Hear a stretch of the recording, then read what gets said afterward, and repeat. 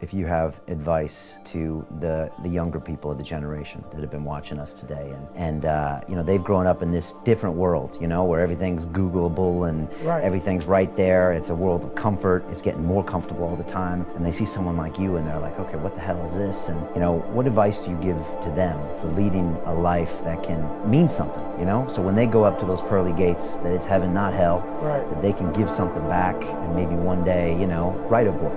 The biggest thing is, it's funny you say write a book. One thing I'll leave with this before I get into that is, if right now, whoever's listening to this, if you wrote a book right now about your life and you gave it to someone, would it change their life for the better? If not, you gotta get to work. But to answer your question about what I would tell people right now is this: there's a process to all this stuff, man. The process starts with, you gotta shut off technology. Your brain is the most powerful weapon in the world. Once you put away your phones and your computers and all that shit we have nowadays, yeah, that's great, we're up to date, but your brain is the only thing you have when you're going through depression, when you're going through hard times, when you're going through death, real life shit. You can't Google that shit, man. You're alone. You may have a shrink you're going to, you may have a best friend you're going to, but there's 24 hours in the day where you're alone in this brain. And your brain is talking to you in all kinds of ways. And it wants to control you and pull you in these different pockets. If you can't control your own brain and your brain controls you, you're fucked.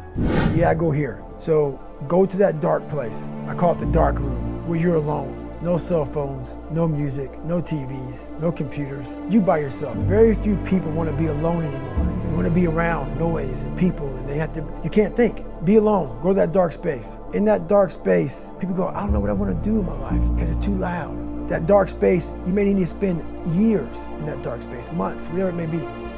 Find your purpose. So once you go to that dark space, you find your purpose. Once you find your purpose, now you sit back and think about, okay, I gotta now develop a plan around the purpose. So once you develop a plan, it takes a long time, but we love the planning phase because the planning phase happens in a room. It's comfortable.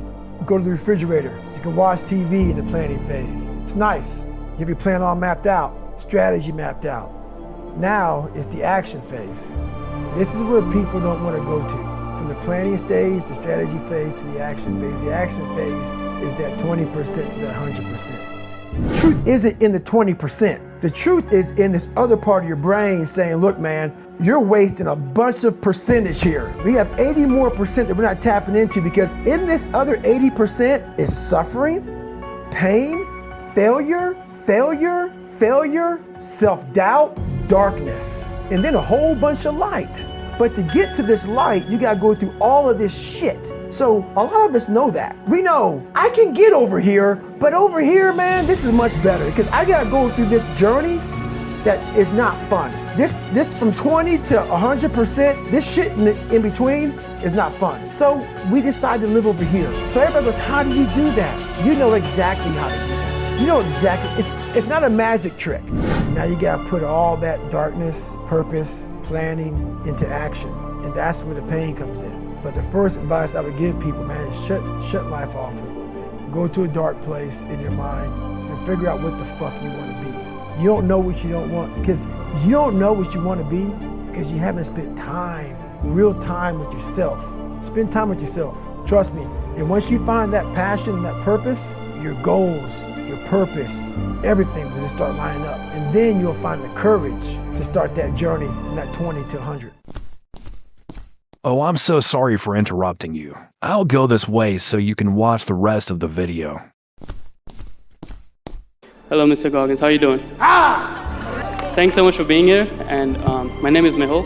Nice to meet you. It's an honor to meet you. And so I'm just starting out in life. I don't know where I'm going, what I'm doing. But also one problem, a major problem that I think I have is forming discipline, staying disciplined in life. Do you hear everything you just said? Yes. How old are you? 26. And you don't know?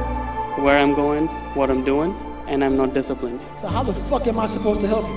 How? You don't ever walk up anywhere in fucking life at 26 or at 16 not having the idea what the fuck you want to do with your life. You're not gonna find it through coming to these fucking conventions. You're not gonna find it in a fucking book. You've got to sit down like I had to do. Go home, shut your phone off, shut the fucking TVs off, shut the world off, and tune into you. Straight up. I'm not trying to be a dick, man. Yes. I'm telling you, that's why I said, when you hear me talk, it's thick skin shit, man. You should hear the conversation I tell myself every fucking day. And it's this conversation right here that will change your fucking life. Tighten up, people. It's okay. Trust me. It's okay. You might be called nigger one day. It's okay.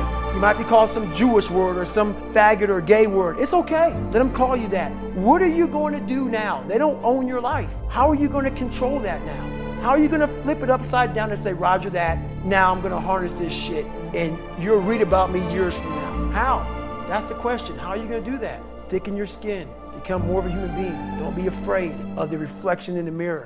When you look in the mirror, that's the one person you can't lie to. Tell yourself the truth.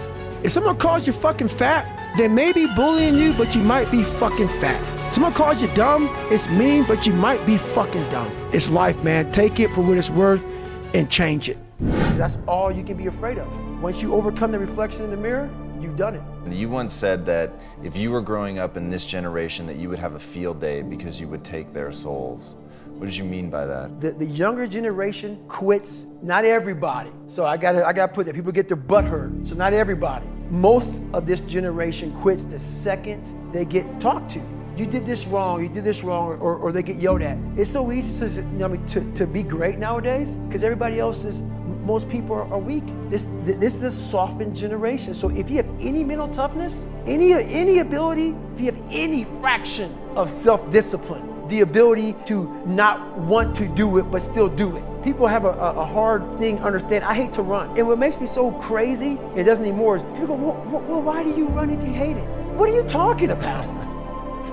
I don't want to take showers and eat either. I hate that too. That's life, man. It wasn't until I changed that mentality that I became somebody. I hated going to school, so guess what? I was dumb as shit. 1 + 1 is 2. But if you can get through to doing things that you hate to do, on the other side is greatness. That's what people understand. By me running, I am callous in my mind. I'm not training for a race.